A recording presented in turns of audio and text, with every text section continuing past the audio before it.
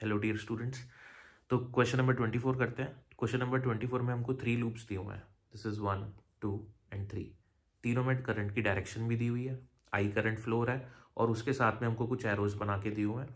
और क्वेश्चन हमको पूछ रहा है कि close integral of B dot D L की वैल्यू कितनी होगी। ये हमसे क्वेश्चन पूछ रहा है।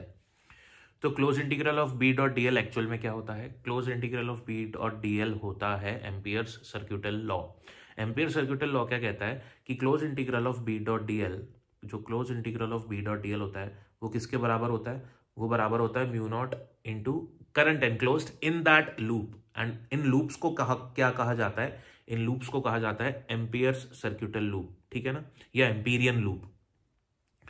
तो अब इसको सॉल्व करने के लिए क्या करना है आपने? यहां पे आपको कुछ एरोज बना के दे रखे हैं लूप के अंदर। ये जो एरो होते हैं, ये एरो हमको कहते हैं, बताते हैं डायरेक्शन ऑफ ट्रेवर्सिंग। क्या बताते हैं हमको? ये डायरेक्शन ऑफ ट्रेवर्सिंग। और ये जो हमको आई करंट बता रखा है कि ये आई करंट क्या है?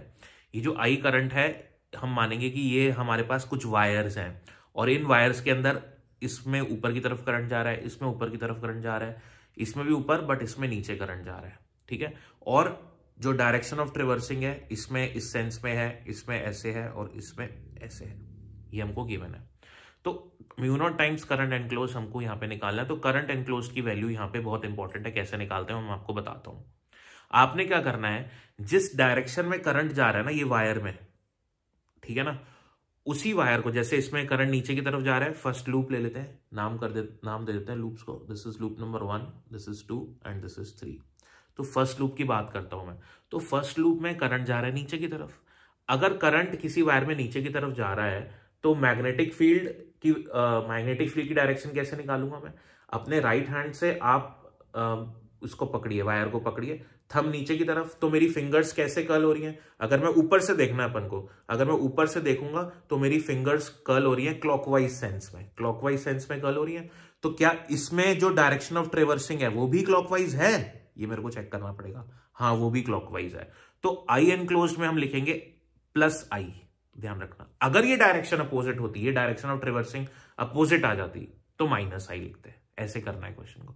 अब इस पे आ जाते हैं लूप नंबर 2 पे। अब लूप नंबर 2 पे करंट जा रहा है ऊपर, तो मैंने वायर को पकड़ा अपने राइट हैंड से, थंब की डायरेक्शन ऊपर की तरफ। तो ऊपर से देखने पे फिंगर्स कैसे कर्ल हो रही है मेरी? देखो, फिंगर्स कर्ल हो रही है मेरी एंटी क्लॉकवाइज डायरेक्शन में, ठीक है ना, ऐसे कर्ल हो रही है, यूं इस सेंस में कर्ल हो रही है, एंटी क्लॉकवाइज डायरेक्शन में। तो क्या इसमें जो डायरेक्शन ऑफ ट्रेवर्सिंग है वो एंटी क्लॉकवाइज डायरेक्शन में? हाँ है। तो यहां पे आएगा प्लस आई। आई बात समझ में? ठीक है।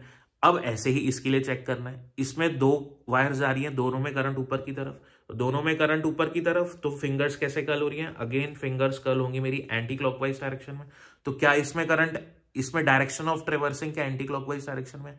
नहीं है। इसमें डायरेक्शन ऑफ जो ट्रेवर्सिंग दी हुई है वो अपोजिट दी हुई है। तो जब भी डायरेक्शन ऑफ ट्रेवर्सिंग अपोजिट दी जाएगी, you will use minus sign. तो टोटल करंट कितना इनक्लोज है इस लूप के अंदर?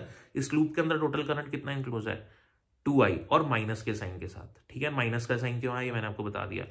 तो इसको सॉल्व करेंगे तो आई माइनस 2i 0 हो जाएगा। तो बी डॉट डीएल की वैल्यू 0 हो गई। पूरा देखो अब इसको, अगर ये वायर यहां ना देके यहां पे दी होती, इस लूप के अंदर ना देके यहां बाहर दी होती, बाहर बना देता हूं मैं इसको, ये मैंने बाहर बना दिया। अगर ये वायर ऐसे बाहर दी होती तो इस वायर को हम कंसिडर ही नहीं करते, इस वायर का करंट हम कंसिडर नहीं करेंगे if the wire is outside the loop. क्योंकि हमको यहाँ पे फॉर्मूले में क्या पुट करना है? Current enclosed. किसके अंदर एनक्लोज्ड? एम्पीरियन लूप में एनक्लोज्ड। समझ में आया? Thank you for watching.